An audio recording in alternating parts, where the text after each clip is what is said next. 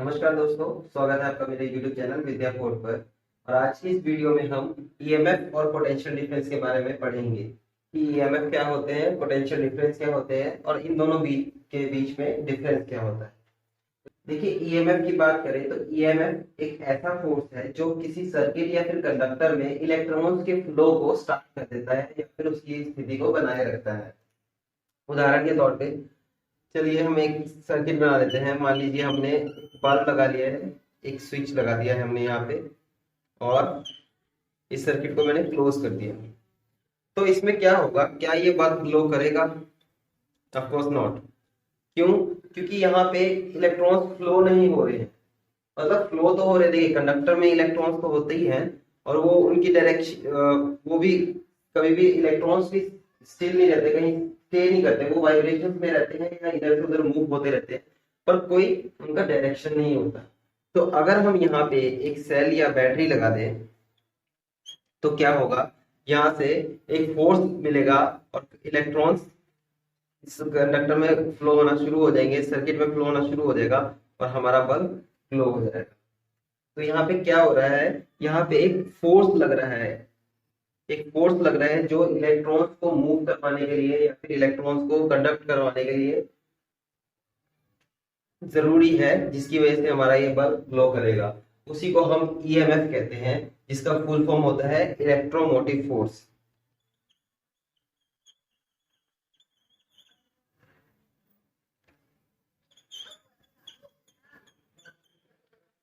और इसका जो एसआई यूनिट होता है,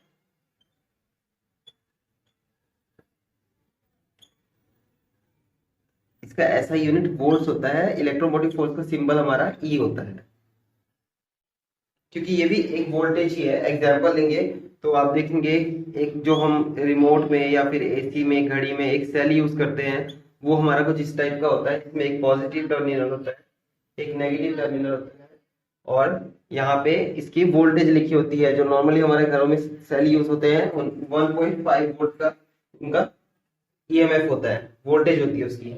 हम देखते हैं ना, उसपे जो 1.5 लिखा होता है, या लिथियम आयन बैटरी हो गई हमारी, या कोई इन्वर्टर की बैटरी होगी, उनपे वोल्टेज लिखी होती है। वो वोल्टेज बेसिकली उनका ईएमएफ होता है कि वो कितना फोर्स लगा सकता है इलेक्ट्रॉन्स को मूव करवाने के लिए।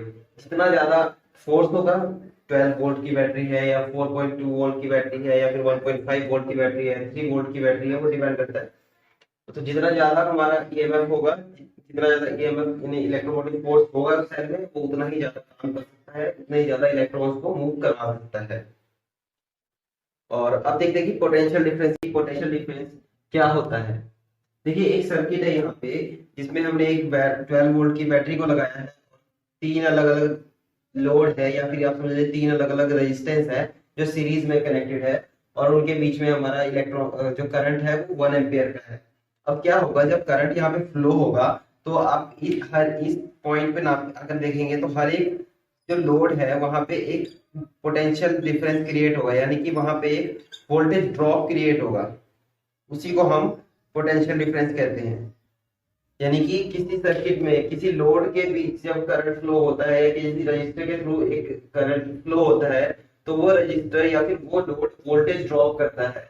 क्योंकि करंट को जब ये फ्लो होने से रोकेगा, तो यानी कि जितना प्रेशर पहले था, इलेक्ट्रॉन्स एंटर करने के समय पे जितना फोर्स लग रहा था, दूसरी साइड पे जो फोर्स निकलेगा वो थोड़ा कम होगा, वहां पे वोल्टेज ड्रॉप होगा। उसी को हम पोटेंशियल डिफरेंस कहते हैं। तो चलिए देखते हैं कि हर एक रजिस्टर के अक्रॉस हमारा कितना वोल्टेज ड्रॉप हो रहा है या फिर कितना पोटेंशियल डिफरेंस हमारा इसमें से निकलता है। तो हमारे पास वोल्टेज है 12 वोल्ट, करंट जो फ्लो हो रहा है वो 1 एम्पियर का है, और लोड अलग अलग लगा हुआ है, अलग अलग रेजिस्टेंस का। तो जो ओम्स लॉ के हिसाब से हमारा V equal to I R formula होता है। तो इसी फॉर्मूले को यूज करके हम हर एक रजिस्टर के अक्रॉस निकालेंगे कि कितना वोल्टेज ड्रॉप हो रहा है, यानी कि ये रजिस्टर, ये रजिस्टर और ये रजिस्टर कितना वोल्टेज को ड्रॉप कर रहा है।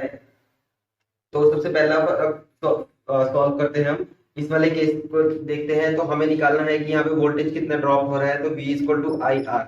अब देखिए, रेजिस्टेंस करंट तो 1 एम्पियर है और रेजिस्टेंस है 4 एम्पियर का, तो यहाँ पे 4 वोल्ट, इसके अक्रॉस 4 वोल्ट ड्रॉप होगा।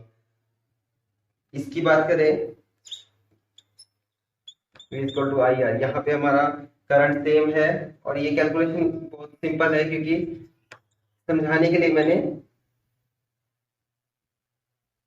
आसान से इक्वेशन ली है। ये हमारा V1 हो जाता है, V2 हो जाता है, V3 हो जाता है। ये हमारा V टोटल है।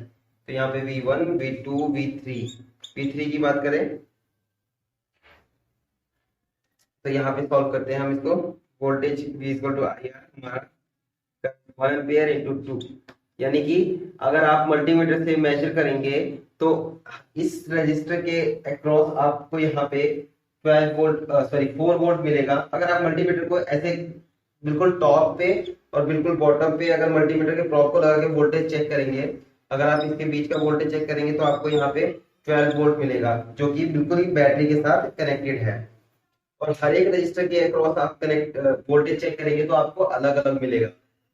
इसके अक्रॉस 4 वोल्ट, 3 वोल्ट और 2 वोल्ट जैसे कि हमने यहाँ पे निकाला है। अब अगर मान लीजिए आपने किसी दो रजिस्टर को यूज करके इसके बीच की वोल्टेज को निकाला तो ये कितना आएगा। तो वोल्टेज 4 मान लेते हैं हम और इसको निकालते हैं तो voltage 4 equal to I R.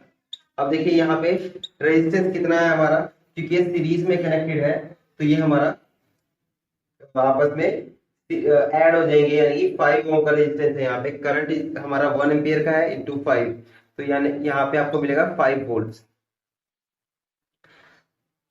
अब ये देखिए पहले ये 2 वोल्ट था, बिल्कुल सेल की तरह, जैसे आप एक सेल को दूसरे सेल से जोड़ देते हैं तो आपको वोल्टेज ऐड करके मिलती है। ठीक वैसे ही जितना ये वोल्टेज था उतना ये वोल्टेज इन दोनों को जोड़ा तो हमारे पास 5 वोल्ट का पोटेंशियल डिफरेंस आ गया। यहाँ पे वोल्टेज ड्रॉप जो होगा इन दोनों रजिस्टर के अक्रॉस, यहाँ से यहाँ आपको 5 वोल्ट मिलेगा, यहाँ के यहाँ 4 वोल्ट मिलेगा।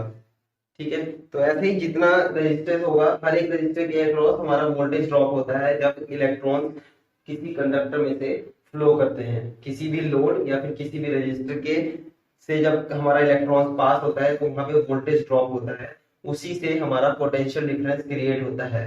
पोटेंशियल डिफरेंस भी का यूनिट भी हमारा वोल्ट ही होता है और इसको पीडी बोलते हैं। आई होप आपको समझ में आ गया होगा। Thank you.